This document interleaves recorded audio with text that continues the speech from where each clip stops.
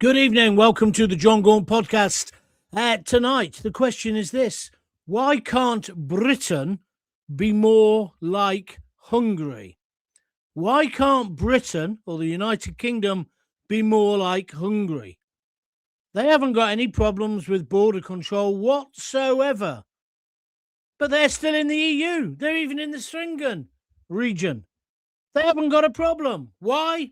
Because they've got a leader who's got the political will to stop it.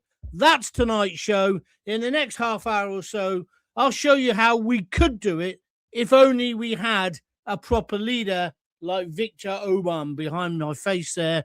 But instead, we've got blancmange face, slippery Starmer, who had the cheek yesterday to call Nigel Farage slippery, and you couldn't trust a word he would say. He's not the man who's done all the U-turns, Starmer. That's you. He's not the man who tried to screw the pensioners. That's you. He's not the man who's putting pubs out of business. That's you and Rachel Reeves. And Nigel Farage is also not the person who's trying to kill farmers. That's you, Starmer.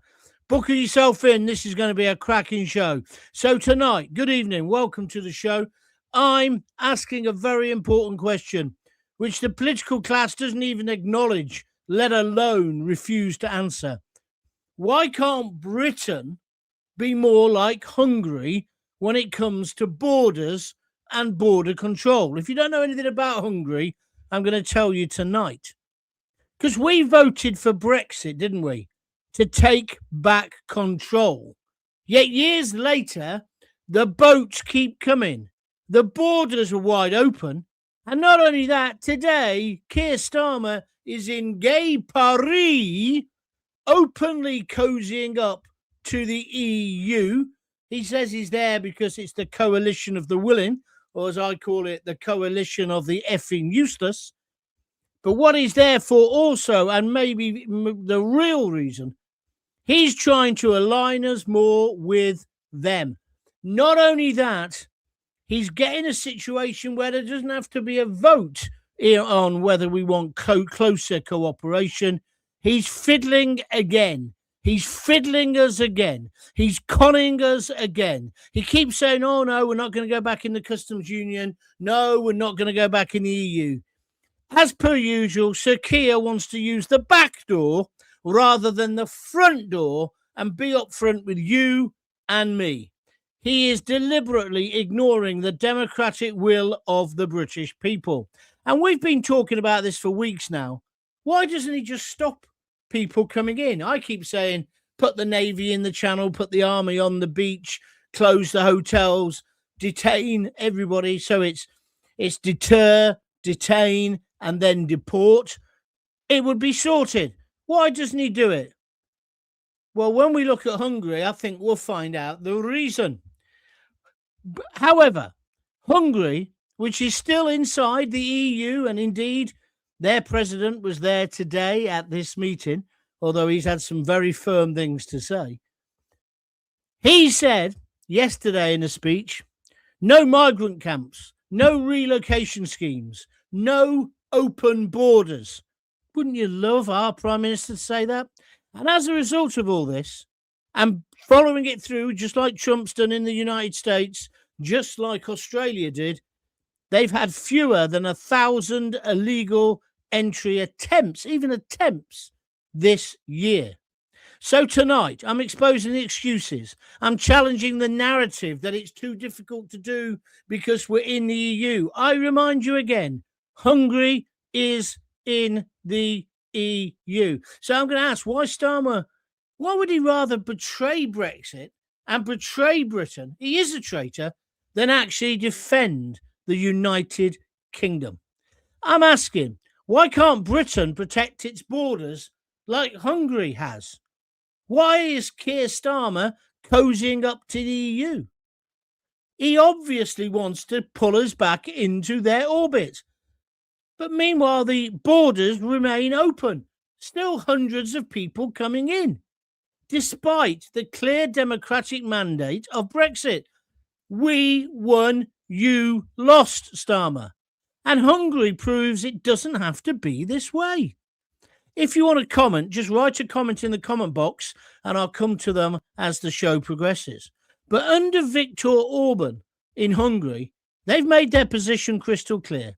No migrant camps, no forced relocation, no weakened borders, no becoming a country of mass immigration. Now, they're a landlocked country, so in a way, probably easier to get in, isn't it? We've got the channel, but still they come. Just think of that figure. For fewer than 1,000 illegal entry attempts. A week or so ago, we had that in a weekend. So Orban has openly warned this as well. This is a direct quote from him. European democracy is in decline.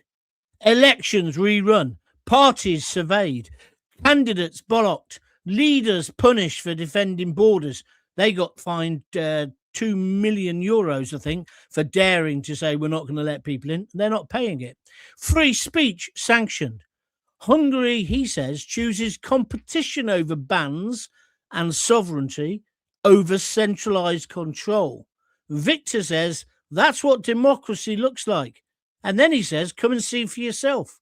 So why doesn't Starmer listen? Or any of our politicians?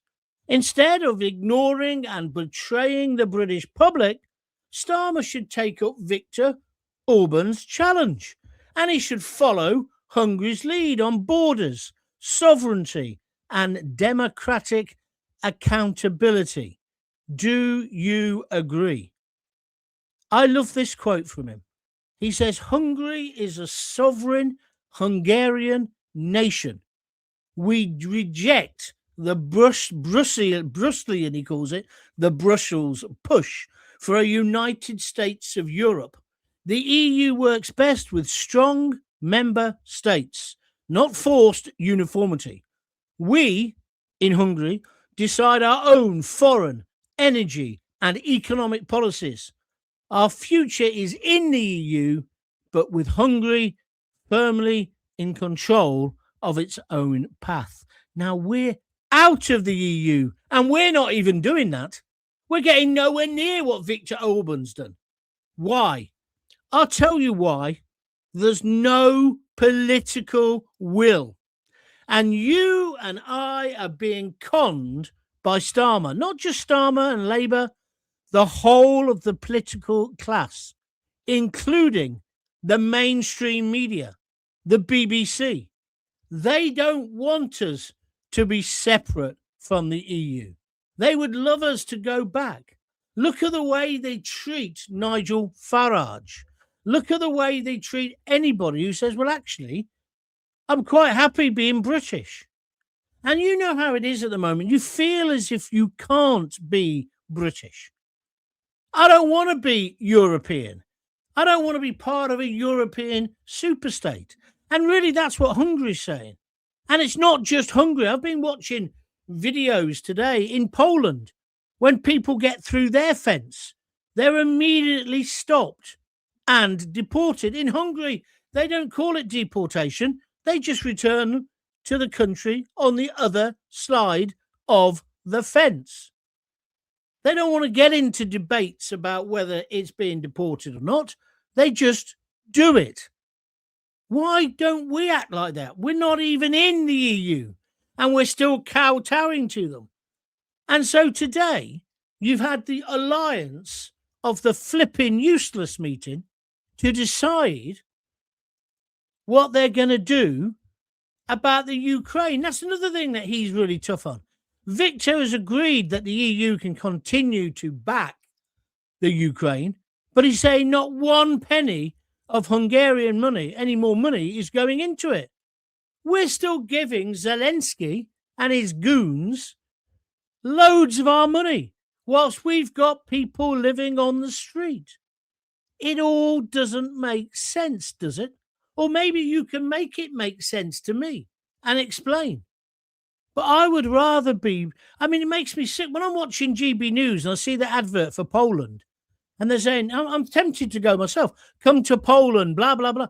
I remember, and I'm not that old, when Poland was like a right shithole. All my mates who came from Poland, they didn't want to live there. They wanted to come here to better themselves. They're all going back now because Poland is booming. Why? Because Poland has decided that the Polish identity, just like in Hungary, is important. And it's not racist to say that. So they're protecting their culture, their tradition, their people. And if people want to go and live there, they fit in. Did you know in Hungary, it's something like there's only 5,000 Muslims? It's an incredible figure. And people go through this country to come to our country, deciding which one's going to give them the best deal, which one's going to give them the best hotel. Well, it's obvious. It's El Dorado. It's the United Kingdom. How much longer are we going to allow this madness to go on? And are we really going to allow Starmer to take us back either through the front door or the back door into the EU? Even if you voted Remain, you've got to see that that's a problem for democracy. There was a clear vote in favour. Give over. Let's get on now with protecting our borders and making Britain great again, if we can. And let's stop the sackcloth and ashes routine. Let's praise our history, our culture, our traditions, our background, our literature, our art. Stop being ashamed of being British. We invented almost everything. We had the best writers, the best music. Well, I suppose America could challenge us on that. But considering the size of our country, we punch way above our weight in all the arts, in all the culture, in all the industry, in all the inventions. We are a brilliant country, but a succession of woke cultural Marxists who have run our governments and our local councils have almost convinced us now that we're standard rate Britain. We used to call it second rate. You're not allowed to say that anymore, are you? That's another example. You're not allowed to go second class on the train. It's standard. We don't have a first, second and third and fourth division. It's the Premier and then the Football League or whatever it's called. It's all bullshit. We were better when we were honest and straight. I don't mean that in a sexual way. What's happened to us? And why are we allowing Starmer to get away with this? When you look at Hungary, just Google it now if you're at home or on your Moby. Don't go off the programme, whatever you do. But just Google it and see what Hungary have achieved. They're a democracy. Yeah, they're more authoritarian than ours. But I used to make this point all the time. I think we like a bit of authority, don't we? I'd rather have authoritarian people in charge of the police. Have you seen the farce today where the Birmingham police, West Midlands police, are trying to justify the fact that they gerrymandered the evidence to ban Jewish people going to the Villa game? They even went into mosques. The mosques that were preaching hatred had hate preachers in them, anti-Semitic preachers in those mosques. Some of the mosques they went to, and they took their advice on whether this game should be allowed to go on, or indeed not the game, because the game did go on, and that's why it was a victory for the fanatics. The Jews were banned. If we don't stand up to this now, when will we? And isn't our country worth fighting for? Shouldn't a British passport be something that is difficult to get? Yes.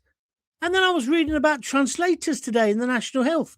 It's something like £79 million we're spending on translators with companies. Why? You get ill in Spain, you pay for your own bloody translator. We've got over 1 million people in this country who've never learnt the language. And okay, we'll go back to Spain now. I denounce the people who have moved to Spain and not learnt the language. But at least when they went there, they took a load of money and bought a villa. Do you follow what I'm saying? We've been just soft-touch Britain. It's not just the squeezy soap in the they're not refugees, sorry, the illegal migrants hotels. That's soft soap. It's the whole attitude that we've got. It's the whole attitude. That's why Starmer has still not apologised for letting that man, the preacher of hate, into our country. He's completely cut adrift. Today, I was listening on GB News and watching him, Donald Trump. He did this kind of, I suppose it was an address to the faithful of the people who really support him. He was brilliant. He was really funny. He did this impression of a transsexual bloke in a women's weightlifting competition. It was just fabulous. He did an impression of Macron. And the underlying feature of everything he said today was America first. We've got a jellyfish of a leader. That's an insult to jellyfish, who believes it's Europe first. He actually believes it's the radical Islamists first. He used to defend them, and he's still doing it now, but he's in number 10 Downing Street. Viktor has stopped illegal migration. They've got this huge fence. There was a brilliant thing I found on YouTube. It's about 4 months old, done by one of the correspondents on GB News. I've not seen him before. Tomlinson, I think his name was. Anyway, brilliant. And he talks to the border guards and the people in charge of it. And they explain the way the system works. And it does work. They've cut it down completely. People know not to go to Hungary. So they go through Slovenia and places like that. Why aren't we doing the same?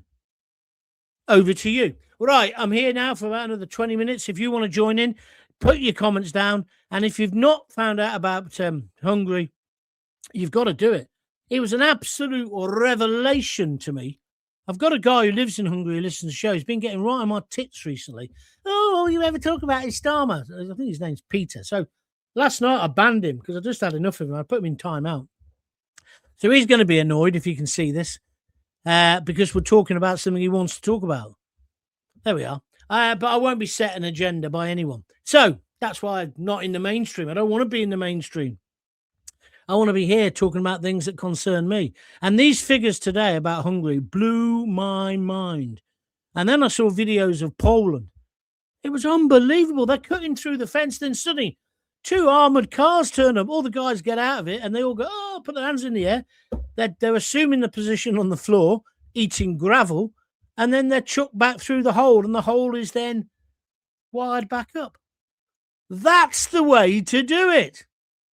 We've got to deter, detain, and deport. But instead, we're letting them in. Our country's getting wrecked. Our international reputation's down the toilet. Meanwhile, Starmer is fiddling. Well, not just Rome, but London, but the whole country burns. He's trying to get us back into the EU. He hasn't got a mandate for that. That wasn't in his manifesto. The British people want a strong, independent country. You're not giving it. You can't even secure the border. Put the Navy in the Channel, put the Army on the beach, put anybody who arrives in secure detention, not allowed to go out in the daytime to rape or assault or whatever else some of them get up to. It's only a minority, I know, but it's a minority we don't need.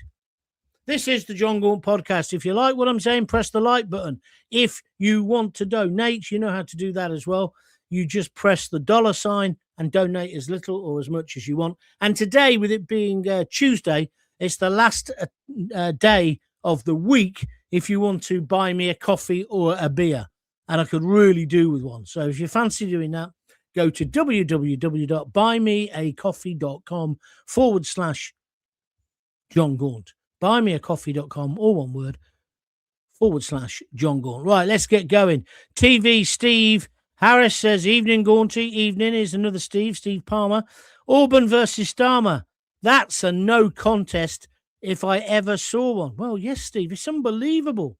It's unbelievable what he's achieved and what he says about Europe. If we had that attitude, look, we're quite happy to be part of Europe. Yeah, we'll vote in favour of that for you, but we're not paying for that bit because we don't really agree with it. That's the way it should be. In fact, that's the way it was. But Starmer's telling us, oh, you got to do this because that's why we've got a cost of living short, what do you call it? deficit. It's all the fault of Brexit. It's all Nigel Farage's fault. If it's not Nigel Farage's fault, it's Labour's fault. This is on you, Starmer. The rapes, the murders, the sexual assaults, they're all on you. You're letting in unvetted, fighting age men who you haven't got a clue who they are into our country. Paul Rowbottom, there was never a political will for a Brexit or to stop the boats. These people are being used as pawns to convince us we need to rejoin. Paul, you're absolutely right. I can't argue with that. There wasn't. And you know what annoys me the most about that? The political establishment, that's not just one political party. That's all of those self-serving pigs. They never thought we'd vote in favour. Because don't forget, they had the whole of the media on their side. They had the BBC with all their hundreds of radio stations that we fund. Not only pushing it, but presenters who were indoctrinated by it. And then the rest of the media, so they didn't think they were going to lose. And even Nigel Farage went to bed on the night because he thought we had lost. I'm not having a go at it. I'm just saying what the facts are. That's what you were up against. And that's why when people slag off Farage, I always think, well, have you achieved anything like he's achieved? He's the only politician in Britain who had a set target in life and achieved it, getting us out of the EU. Now, what happened after that? It's not really on him, is it? It's on Theresa May. It's on Boris. It's just on the people who then tried to action it for us. And, of course, the establishment who never wanted it. Remember, the newspapers didn't want it. And so I think you're right there, Paul. And I think that you're right with stopping the boats. They don't actually want it, because if they wanted it, if me, sitting in my back bedroom in my little studio, can say, well, the solution's easy, isn't it? Navy in the Channel, a few commandos on the beach. I said about the SAS yesterday, going in a helicopter, over to Calais, over to Dunkirk, jumping down the ropes, slashing all the boats. They'd stop overnight. But no, he doesn't do it. Oh, I can't do that. I'm in the EU. I'm scared of the EU. Oh, they're the big boys. I'm playing with the big boys. Sometimes when you play with the big boys, Keir Starmer, you might get your fingers burnt or something else. You should be putting Britain first, and you should be learning from Viktor in Hungary. I keep wanting to call it Bulgaria. I do apologise. Starmer won't stop people coming in because he's importing voters. Jackie Ward, regular. I think there's an element of truth in that, Jackie. That's why he's going to allow 16-year-olds to vote, even before they can fight properly in the army. Ludicrous. It's ludicrous. At 16, you haven't got a clue about the world. I wouldn't let anyone vote until they got their own dustbin. I've said this many times. You know where I'm coming from. The Channel was enough to keep out Hitler, says Steve, but faced with the threat of a couple of rubber boats, our border has more holes than a colander. I agree totally, Steve. Dad's Army. Who do you think you are kidding, Mr. Hitler, if you think we're on the run? We are the boys that'll stop your little game. We are the boys that'll make you think again. Load of old fellas with brooms for rifles. They don't like it up on Captain Mainwaring. I know it was a comedy program, but you see where I'm coming from. They didn't take us then, but now we've just rolled over. They're tickling our tummy and we let them in. I'm talking about the EU there. Fuzz124 has just donated a fiver, $4.99, a super sticker. Thank you, Fuzz124 on YouTube. That's very kind of you. Thank you very much. If anybody else wants to donate a super sticker, all you do is click the little dollar sign next to the comments and send whatever you can afford. Or go to www. Who's going to be the first to do that tonight? www.buymeacoffee.com/John Gaunt. What do you make of Starmer being in Paris today? How dare he do this? And then he's just had his relaunch. It's not just Hungary, John, it's Poland as well who are pushing back against the New World brackets EU order, says David KT. You're correct. I'll just read, you probably wrote that before I actually mentioned Poland, so that's fair enough. But yeah, I've been watching videos of Poland today. They're not taking any shit. Whereas excuse me, Poland, I saw these guys. They come through the fence. Like, they've got cameras everywhere. Same in Hungary. Heat-seeking cameras so they can see at night. Well, we've got all this technology. We developed most of this technology. Why aren't we just patrolling the beach? So anyway, you see these guys cutting the fence, and they crawl through the fence.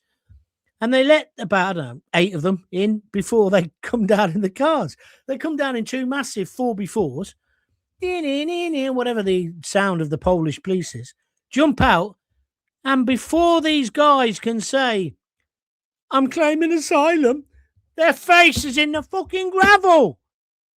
And they're pushed back through. Oh, that'd be against their human rights, Gaunty. I'm a human rights lawyer. Jimmy Savile never came across my desk.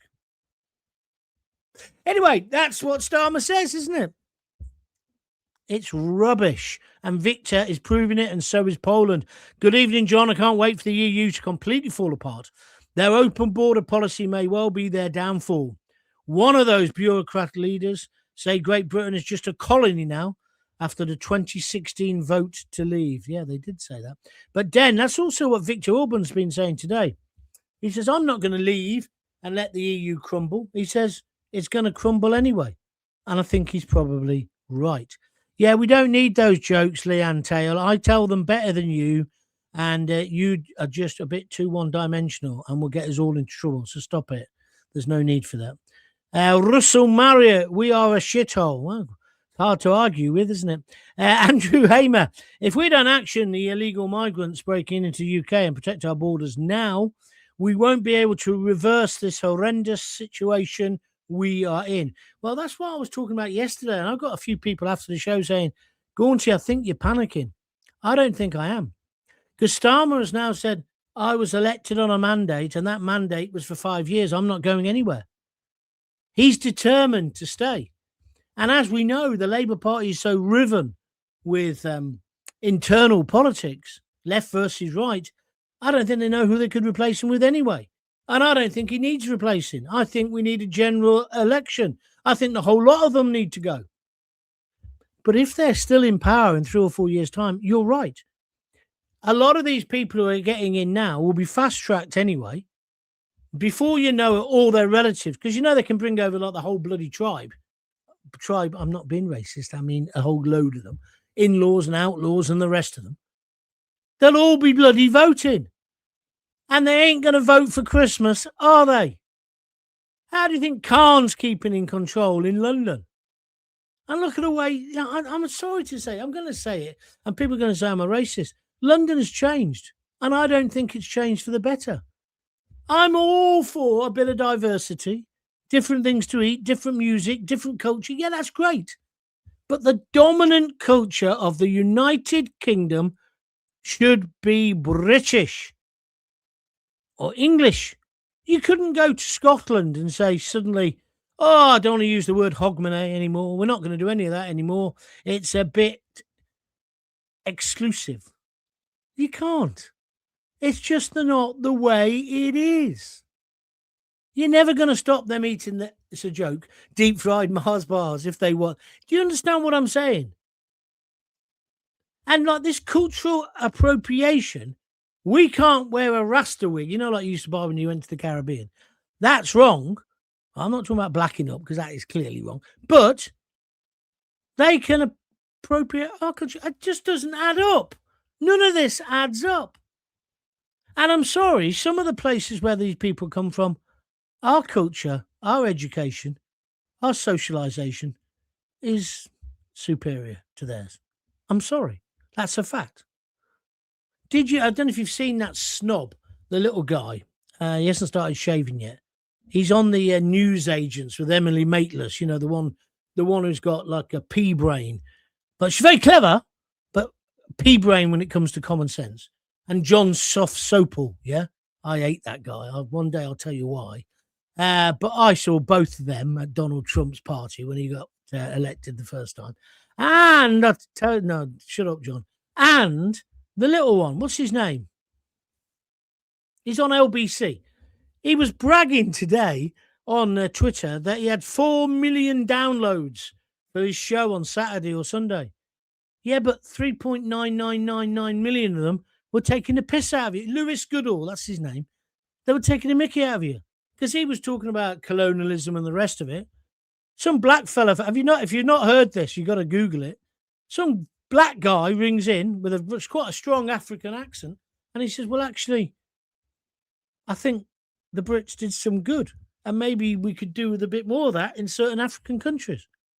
Lewis Goodall tried to condescend and patronise him, a white man telling a black African man what's the real truth about his continent. It's so funny.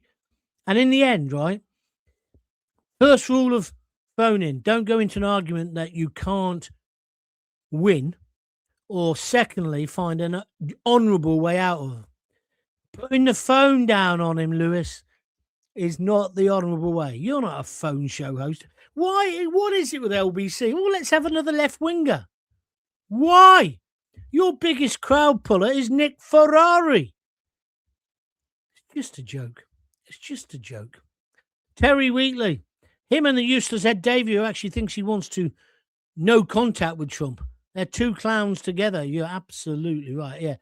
Ed Davey thinks we should declare war on Trump effectively.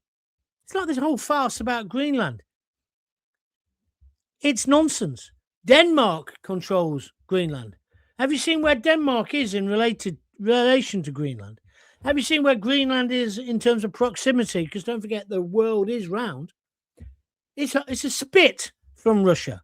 You can see why Trump is concerned. I'm not saying he's right to say he wants to take over. I don't think he does. I think what he wants is us to up our game, and rightly so. Why should people in the Midwest, I always say this, like what's her name, Roseanne, her family, if you think about them as the archetypal Midwest family, why should they pay for the protection of Europe? It doesn't make sense. It's not fair. It's not reasonable. So I think Trump's exactly right. Anyway, let's move on. That was Starmer's goal from the start, to get back into Europe. He thinks he'll be the president of the EU. Yeah, well, just like his mentor, Tony Blair, that's their hobby. Because what they're doing is, Ed Davies, another one. Nick Clegg was classic, wasn't he? Choo-choo! Jump on that bloody gravy train. Let's get to Brussels. Or let's get to Facebook. He goes to Facebook. He's a big boss man over there. But then once Facebook sees Trump getting elected again, they become a bit more right-wing, just like Elon Musk buying Twitter. And now he's back here, isn't he? Nick Clegg. They make me sick. Caroline Hobday, or Switzerland, or Sweden, or Denmark, they all look after their own too. Do not get involved in other countries' decisions or mess. Strict guidelines about living in those countries and about fitting into their culture and their rules. Well, I think Sweden and Denmark learnt the hard way, because I went to Denmark for a big conference once, and at that point there were loads of Afghanis there, and they were living how they wanted to live. And Denmark have changed that, and Sweden the same, of course. Sweden went from this peace-loving country to, like, I don't know, Gangsterville. But they're getting on top of it now. What has happened to our laws, says Caroline, moral standards, rules? Britain has lost the great. We need someone who loves the British people and our culture and beliefs to run the country. Anyone who supports and stands by these terrorist groups and believe their lies needs to go too. Caroline, I agree with you entirely. When I used to be on GB News, I don't get invited anymore, but when I was, some of them, they say, oh, you're too authoritarian. I don't think there's anything wrong with a bit of authority. Respect for the police. It's hard to respect the police, though, isn't it? If you've been watching the telly today or following that Birmingham story, they are lions led by absolute donkeys. I've been calling for the Chief Constable of West Midlands Police to be sacked for weeks. If he had any honour, he'd fall on his sword now. Be a very little sword, but he should. Don't you agree? Now we find out today they went to radical Islamist mosques to ask their opinion, should the Jews be allowed to play? I don't know how the Jews are putting up with this. I really don't. I think it's crazy. It's absolutely crazy. I think Labour are trying their best to get back in the EU. I think you're right, Den. They did try for 3 years to stop it whilst in opposition, correct? And, of course, Starmer was the key man. They'll bring us to the brink of bankruptcy, then say the EU can rescue us if we fully rejoin. Of course, that's their game. Of course, that's their game. Thank you. Love DA. Not a bad voice, John. What does that mean, Dave Chambers? Love DA, not a bad voice, John. What does that mean? Some people. Does Matron know you on the phone? Joking. Starmer loves the EU that much, he should be put in charge of the EU. Then the rest of Europe can see just how useless he is. John, the UK has some incredible heroes going over to France trying to stop the boats. Yeah, I've talked about this before. My fear with that is they'll end up getting arrested, won't they? It's kind of, and they shouldn't have to do it. Didn't we give the French a load of millions and millions of euros for them to sort this out? Or we should do what I say. Send the SAS in one night. Or the SBS, isn't it? Special Boat Squad. Come down the ropes, slash all the things, give a few slaps to these people smugglers, job sorted. All the migrants on the beach crapping themselves as they see the SAS come down, all in black masks. They would think, I don't want to go to Britain. Is that how they treat people? Oh, no. This is ludicrous as well. We've now got some Afghanis. Have you heard about this? They're now trying to take us to the Court of Human Rights or something, sue the British government for the way we've looked after them. Taken too long to look at their claims. What do you think? If you want to join in, just write a comment. I'm going to stop soon because I'm winding myself up here. Hi, John. Late to the party. I see Big Sam has taken a Venezuela job until July. Yeah, I saw that. It's a good meme, that, Niven. You're right. Don't worry, John. Trump is going to make everything all right. Well, I don't know whether he is, my friend. Starmer's just signed an agreement to put boots on the ground in Ukraine. I could see that coming. Has that actually happened? Oh, yeah, but don't worry. They're only a peace unit. No, he's taking the peace out of you and me. One drop of British blood spilt or lost on the battlefields of Russia and Ukraine, and Starmer, you are in the frame. We should not be doing this. They've been saber-rattling and making this up for so long. I'm not saying Putin was right to invade. He wasn't. But we all know there's a long history to this conflict. And has he really done that? Has he really just agreed to send our lads in? Oh, yeah, Magpie says yes, as part of a blue helmet squad. Well, I know who's certainly a helmet, and that's Starmer. It's nonsense, isn't it? Yeah, go in as peacekeeping troops. Don't they ever remember anything like Northern Ireland? Do they not remember Cyprus? It'll end up with British blood on the ground in the Ukraine. Disgraceful. Digital cards. Coral, says UN, scrap it. NATO, scrap it. EU, scrap it. Well, I must admit, Digital, I watched all this today, and they're going on and on about it's the coalition of the useless, yeah, the coalition of the willing. But they can't do anything. They haven't got any money. Meanwhile, Donald Trump's in Washington, D.C. in some hotel, talking to a load of his supporters, happy as anything, and, really bigging himself up because of what he did in, what's the name of the country? Because of what he did over the weekend, and rightly so. He didn't mention Starmer. He mentioned Macron, but only to take the mickey out of him. There's a new world order, and at its head is Donald Trump, and they can bleat as much as they want on LBC and on the BBC and in the lamestream media. He's in charge. And at least he's getting things done. I just think it's crazy. I just think it's all crazy. David KT, if we tell the US we found oil in Birmingham, do you think Donald would do us a favour? Yeah, maybe. Terry Wheatley says, I bought you a beer, John. We all need to drink to see what Starmer's going to do next. I think you're right, Terry, and thank you very much for your contribution. Starmer means we're opening a branch of Boots in Ukraine. I know, Craig, I wish that's all he did mean, but it doesn't. He's a warmonger. He's another one. He's another one who can't wait to get his picture coming through the turret of a tank, right? He can't wait. Did you see when he was there with all the gear on before, the camouflage gear and the armored vest? He loved it. He had a right little stiffy on, yeah? But he's going to send your kids, your grandkids, to their death. I've been saying this for over a year, that this is what would happen. It's not the way to solve the problem. Listen to Donald Trump. Do you think he's going to put Americans in? I somewhat doubt it. Niven, I'm stopping any minute now, so if you want to get a comment in or if you want to make a donation, which would be much appreciated, because otherwise I'm selling the big issue outside where we're doing it, outside Boots. I was trying to think of a shop then where you can sell the big issue, but there ain't any shops left, are there?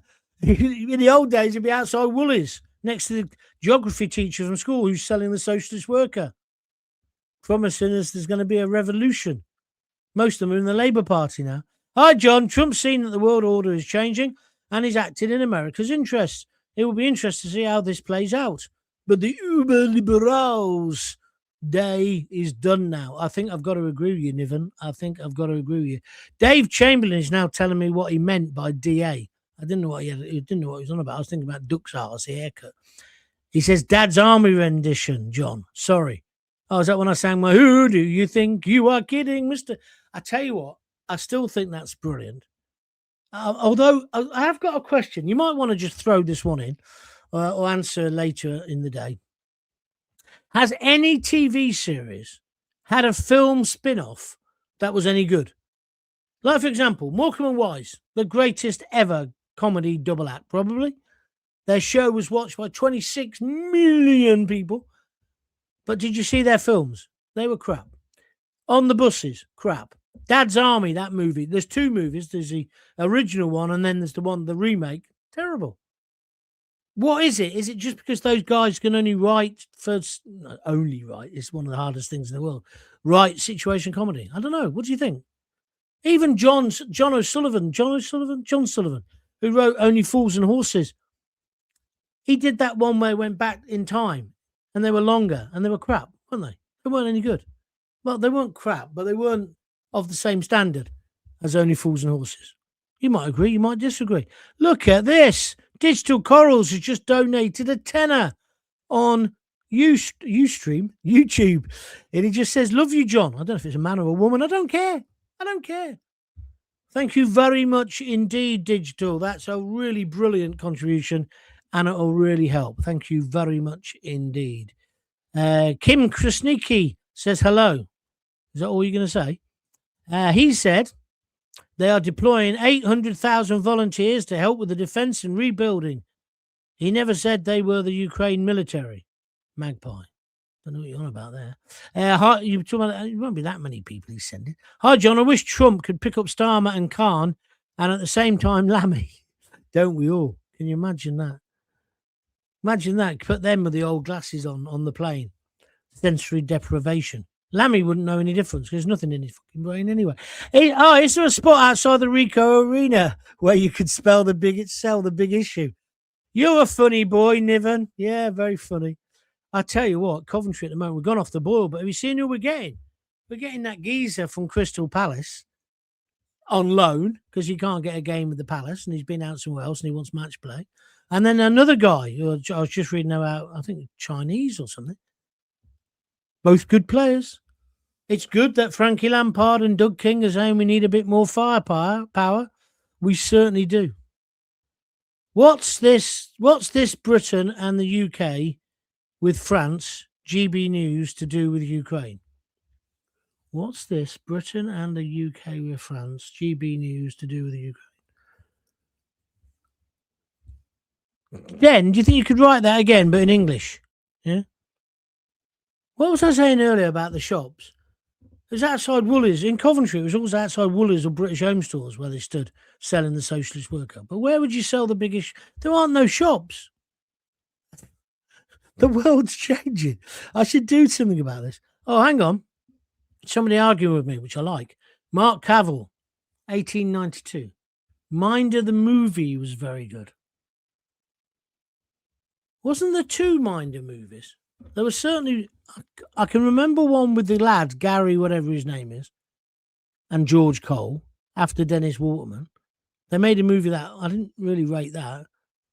But was there one with Dennis Waterman and George Cole? Somebody will let me know. Because I was asking, has there ever been a TV series that's been turned into a film that was any good? Oh, I got a recommendation for you. Jimmy, whatever his name, Pain Face, Northern Irish geezer, used to be in Cold Feet. He's got a new TV series on Netflix about his daughter who's run away.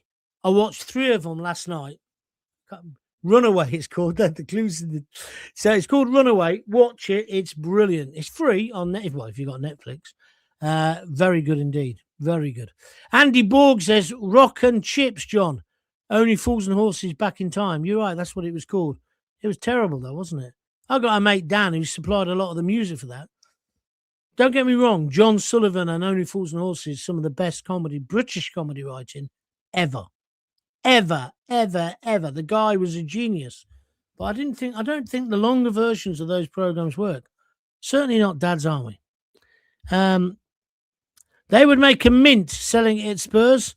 Take our mind off the Turkish shite on the pitch. One of the players we're getting, Niven Casey, is from the Spurs. One of them. The one who's not from Palace. I should have written down their names before I came on. Probably Steptoe and Son, when Harold married the stripper and took the old man on his own. Terry, now that is a good film. I'll tell you what, though. Are you like me? You could watch Steptoe now as if it was made yesterday. I think it's the same with Only Fools and Horses. I think the other one that's like that is... it's gone out of my mind now. But a lot of them, they just look too old. They just feel wrong, don't they? This morning, what did I do? Oh, Lisa put...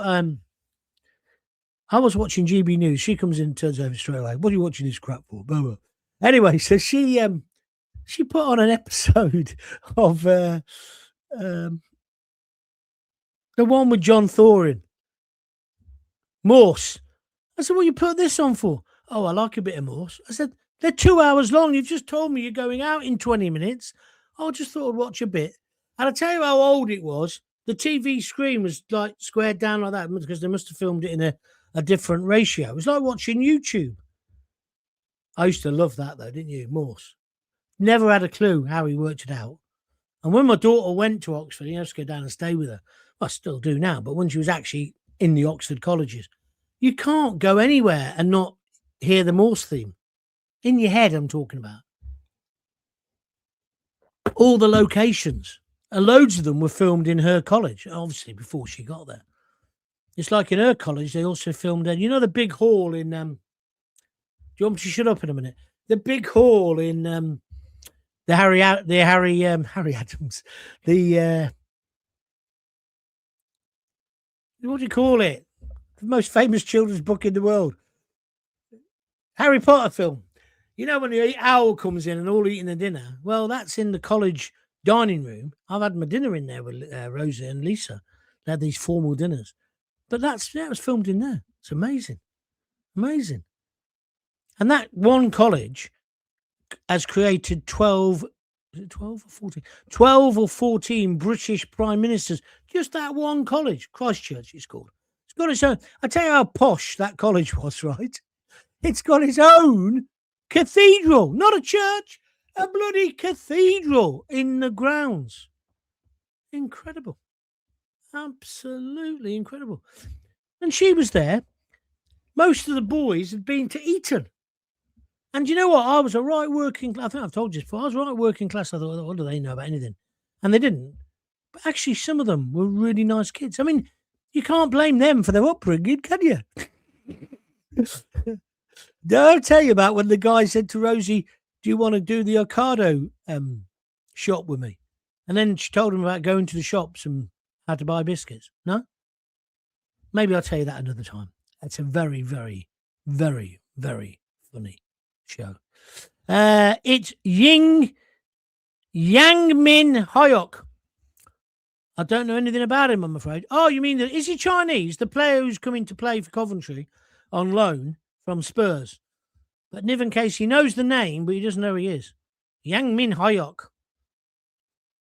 Well, if he's as impressive as his name, it would be brilliant.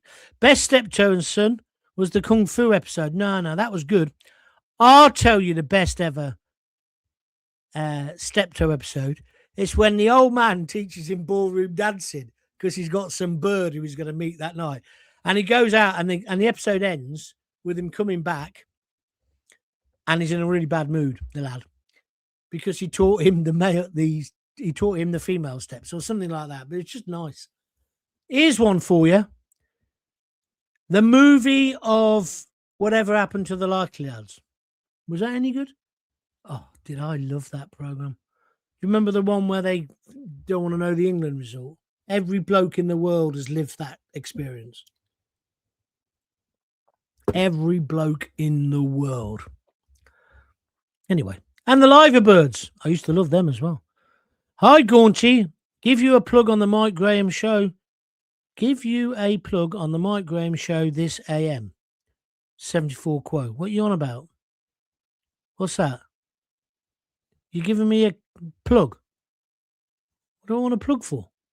Anyway, thank you anyway. It's very kind of you. The best Steptoe and Son was the Prison Break with Leonard Rust. That was a good one. Here's another one. Why are we doing this? We should be talking about the World War III. What about Porridge? Brilliant episodes. But I saw the movie over Christmas and hemorrhoids have been more amusing than that. It just didn't work. And also in the movie, Christopher Biggins wasn't in it. I like the ones when he's in it, and Charlie Grout. And of course, he played the dad, didn't he, in Wolfie Smith. Citizen Smith. Oh, God, did you love that program? What a shame that he's turned out to be such an arsehole. Brilliant actor. What's his name? You know the geezer who plays Wolfie? Robert Lindsay. I saw him in Me and My Girl in the West End. He was brilliant. And most of the things he does on telly, he's brilliant. But when he talks about politics, it's like, oh, shut up. It's like the Lord out of, he's been going on, hasn't he? Downton Abbey. Or as I call it, Downtown Abbey. I only got told last week by Lisa. It's not called Downtown Abbey, you idiot. It's Downton. There we are. Nothing ever happens in that. I don't know why people watch that. I really don't understand it. Grouty, says Mark Cavill. That's what did I call him? Yes, John, that ballroom dancing episode was brilliant. Thank you. Mr. Mackay, says Mark Cavill. Yeah. What about the one in Porridge when they cancelled Christmas? That's a classic, isn't it? An absolute classic. Cancels Christmas. He was a brilliant actor, wasn't he? And a brilliant comedian. Ronnie Barker? Yeah. And of course, the young lad, whose name I've forgotten. I'm getting too old, aren't I, to play this game anymore. You know the guy I'm talking about. I know his wife. Darling. I did a TV series with his wife, Judy Lowe. She just passed away just recently. And, of course, their daughter's really famous now, isn't she, in Hollywood? What was his name?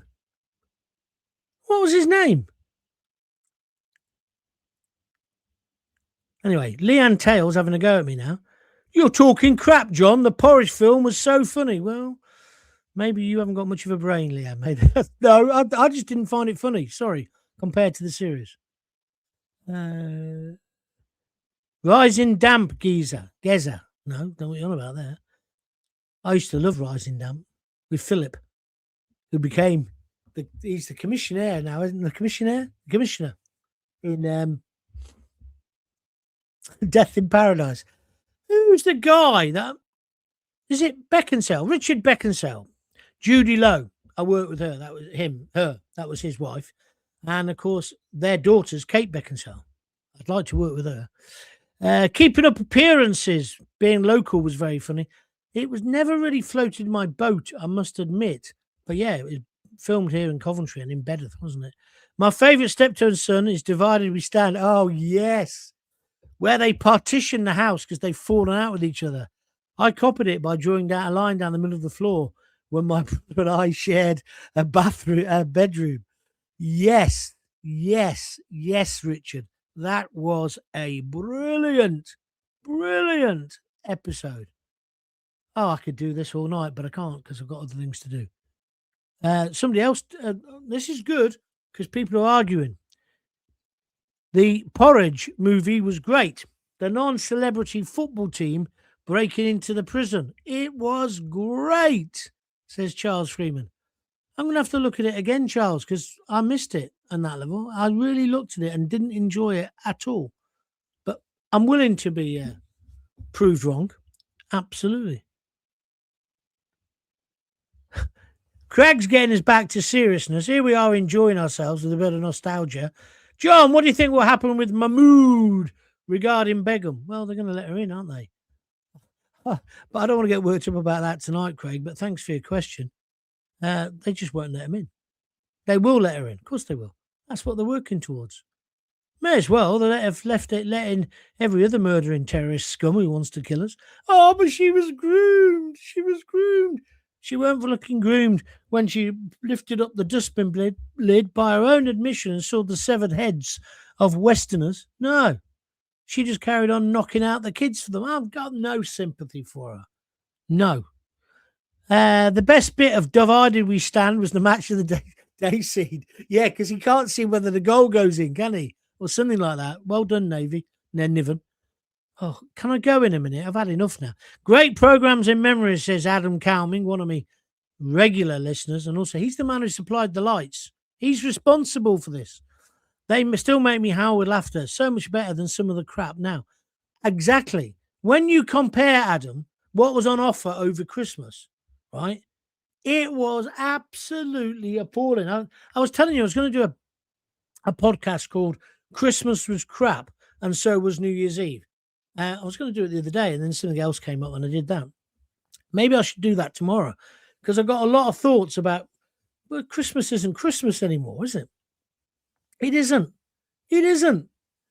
All the things we used to do, the Blue Peter, coat hangers, tinsel thing, Advent thing, don't happen anymore.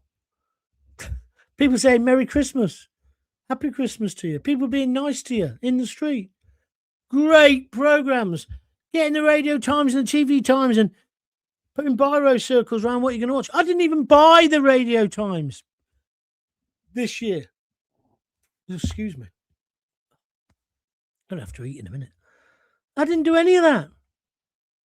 It just wasn't, and it didn't feel Christmassy. And then, like I say, you don't go to town shopping. It's all done on your Mobi. It's not even done on the computer anymore. Bit of Amazon, bit of this. The only time I felt anywhere near Christmassy was when I was half cooked with Ron Atkinson and went to that football do. But the pub didn't feel very Christmassy. What's up with us? We just took and taken down our decorations today as well. Oh. Hang on. I've got to finish now. James Howson. Followed you since you were on 3CR, John. Oh, I tried to shake you off at Watford Gap. And regarding TV programmes I could watch and rewatch, how about The Professionals, Lewis Collins? And he should have been Bond. I think you're absolutely right there. He was ex-SAS, wasn't he? Great show as always, John. Thank you. Well, if you think it's that good a show, why isn't anyone donating the odd fiver, the odd tenner here, there and everywhere? Come on. Click on the padlock. Somebody, not the padlock, the may as well be a padlock. Click on the dollar sign and donate a little bit. Or go to www.buymeacoffee.com/jungle. How did I ever get anywhere in radio with my voice? Dan Reddington, I mentioned you earlier. Dan, I said you supplied all the music for John Sullivan for that spin-off show. Hi, John, because Dan used to own the best record shop in the world, Reddington's Rare Records in Birmingham. Anyway, when I was a student, I was always in there. Hi, John, what about Alf Garnett's series Till Death Us Do Part? It was a brilliant series. It was absolutely brilliant. And of course, a lot of people missed the point there. Because the guy who wrote it, Johnny Spate, he was Jewish, and Alf Garnett himself, he was Jewish, and it was basically a Mickey take of races. But unfortunately, because it was so good, sometimes people thought, they missed the joke in a way. But anyway, I thought it was brilliant. Whenever I hear celebrities going on about politics, says Niv and Casey, I always replay Ricky Gervais's Golden Globe speech. Yeah, absolutely brilliant. And if you haven't seen Ricky Gervais's latest show, it's now on Netflix. I saw it the other day. I was watching it on my phone because they had some crap on the they had The Sound of Music on. Because I've always thought The Sound of Music would be improved if the Nazis just came in and slaughtered them all in the first scene. But maybe I'm just a grouch. But anyway, they were watching Sound of Music, the mother-in-law and Lisa. So I'm watching Ricky Gervais and laughing my duck off. And the old lady says, what's he laughing at, Lisa? She said, he's watching Ricky Gervais. She said, can we watch it? Lisa drew the line at that. No. But anyway, the other night, I'm in there with Lisa. And Lisa said, go on then, show me that Ricky Gervais. So I showed her and she didn't laugh. I'm in stitches, right? And if you've not seen it, I won't ruin it. And also, I couldn't do justice to the jokes. But the joke when he says, and that stopped me doing my second favourite thing, which is going to the funeral of that, right? She never laughed. I said, what's up with you? She said, well, I can see what it's doing and I think it's very clever, but it's not my humour. Women, you can't live with them, but unfortunately, you can't live without them. I'll never understand them. How about Officer Mackay as the new Prime Minister? Yeah, he'd be good, wouldn't he? But he'd be surrounded by Mr. Barracloughs. Remember that? Big issue is now solved by Eastern Europeans. You've got no chance of getting a job, John. Yeah, that's a fair point, that. That's a very fair point. Do you know what? I don't have a downer on big issue sales, though, because they work really hard to earn their money. There was one when I worked at The Sun, and as you went into News International, he was Albanian or something. And he'd say, yeah, big issue. I say, yeah, go on then. I'll give him the money. He said, and he'd say, do you mind if you don't take the magazine? I said, why? He said, well, because I can sell it again. I loved it. I thought that's entrepreneurial spirit, isn't it? Because let's face it, you take the big issue, you don't read the bloody thing, do you? It's like a football program. I can't believe how much they cut out of Crocodile Dundee the other day. Oh, yeah, they did, didn't they, to make it more politically correct? All she needs to do is do one from Syria and get on a dinghy. Oh, let's not talk about Begum today. We'll talk about it another day. Please, John, please do a show on the Luton Lion, Tommy Robinson. People keep asking me, why don't you interview him? I've interviewed him loads of times. If he rings me up, asks me, I'll do him. Huh? But I ain't doing it. Oh. See, somebody mentioned Mike Graham earlier, and I'm going to say it now. Right? Good luck to him with his new show. Good luck to him. But I watched it yesterday, or watched bits of it, and I watched a bit of it, very small bit of it this morning. What's alternative about it? It's still him mumbling and not being very good at talking off the ball, as I call it. And, good luck to him. I hope it's really successful. It is really successful. He's got more followers than me, but then he was on talk for longer than me. I don't know what it is, but I just thought, well, let's start with a newspaper review with Emma, that idiot woman, Emma Freud, Emma somebody. But she's on GB News. She's on Talk Radio. There's a group of people. I wish I hadn't pissed on my parade, because there's a group of people. There's another one with a beard. Have you seen him? Matthew Talbot? I don't know what his name is. He used to be homeless. That's his claim to fame. And good on him. But you can turn the telly on, and it's a bit like, when you go down the M1, when I used to work at Luton, I used to go down the M1, and the Better Music Mix had just started.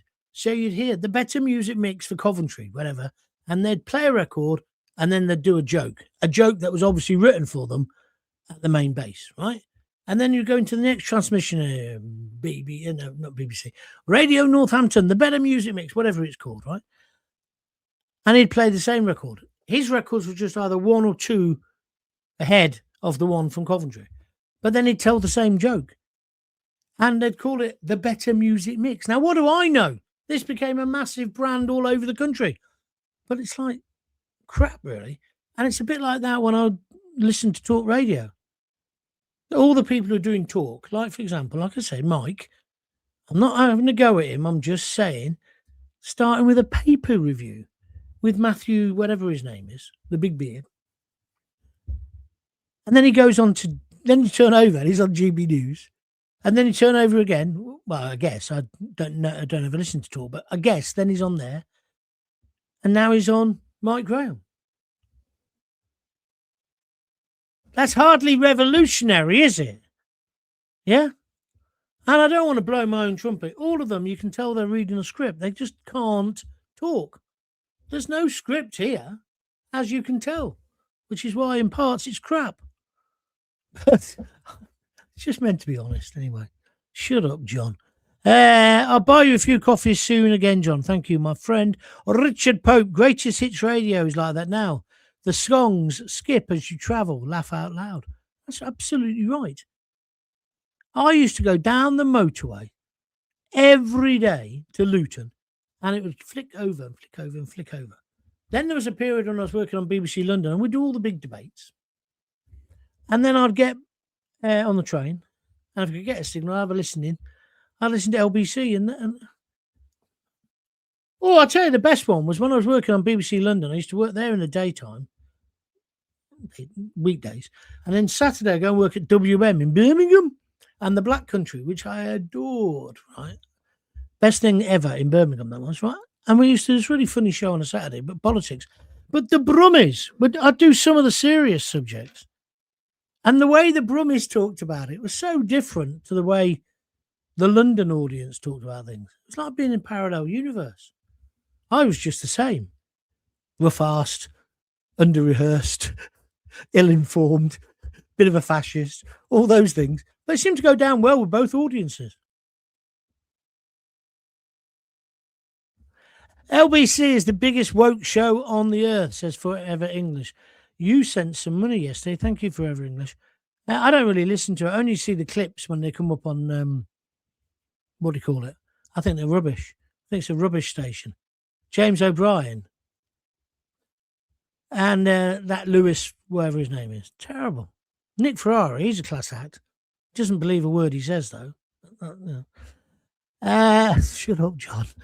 Mike Graham, says Lena Tail, 7251. Mike Graham, but he's not from the heart. I don't know what that means. I don't know. He's a journalist. So, Mike Parry. I prefer Mike Parry, to be honest. 74 quote. Didn't Mike, he fell out with the other Mike, didn't he? Didn't they have a tiff? I don't know. Dennis says, I'll buy you a few beers soon again, John. All right, we can all live on hope. Oh, God, I sounded like Muttley then. Oh, Catch the Pigeon. Was it Catch the Pigeon? Brilliant. I think that was better than Wacky Races. That is a controversial view. I say I can do controversy if that's what you want me to. All right, then. I'm stopping now. Thank you very much for entertaining me, because the end of the show I quite enjoyed. And the rest of it was good. I'm thinking about just calling it. What do you reckon? I'll take some theories on this. You can write a comment. Don't forget, you can always write comments and come on to my YouTube channel, John Gaunt TV, anytime you want, and send me some comments. I'm thinking about just calling the show the John Gaunt Show. I don't know whether that would help boost the numbers. I don't need to say what I'm going to talk about, do I? Or do I? I don't know. I can't make my mind up. What I do know is when I look at some of the other people and the numbers they've got, why aren't I getting those numbers? Most of those people who've got big numbers, they're not fit to wipe the spittle off my microphone. Good night. I'll see you tomorrow. All the best. If you've got kids, give them a... Oh, they are. Forever English is just given a gift of another membership to the John Gaunt TV. Thank you, my friend. But I've got to go. I'm going to get myself in trouble. 1 hour, 10 minutes, says Richard Pope. What are you, the time in motion, man? When I worked at the Standard, we hated people like you. No, Richard, that's fine. Thank you. Is that how much I've done? Digital Call says, you're the boss. Yeah, I am, actually. I am the boss of Talk Radio. Lisa said to me as well, she said, what if one of these people offered you a job and or a shift and you had to go and do it tomorrow? Would you do it? I said, yeah. She said, she's obviously desperate to me to get a job. She's really pissed off and won't earn any money. She said, what if it was like, can you do tonight? Yeah. What about if it was, can you do it for an hour from your home, John? Yeah. She said, well, wouldn't you need to get prepared? Prepared? It's just talking. I've done it all my life. My Auntie Rosemary, when she had took me in after being in care, she said, your gob will either make you $1 million or you'll end up in prison. Well, it nearly made me $1 million. And anyway, we'll leave it there. Right. Don't sound like Mike Graham. FFS. Lol, John. I don't know what that means. Thank you very much. 74 Quo says, that Ian Lee was a pillock. Oh, don't talk nasty of the dead. That's not fair. Leave that out. Oh, sorry. It's only his career that's dead. Right, I'm off. I'll see you soon. Look after yourself. If you've got kids, give us a kiss. Give them a kiss. Give us a kiss. Yeah, give them a kiss. Give them a hug. And don't forget to tell them you love them. I'll see you. Thank you very much indeed. See you tomorrow. 6. Bye.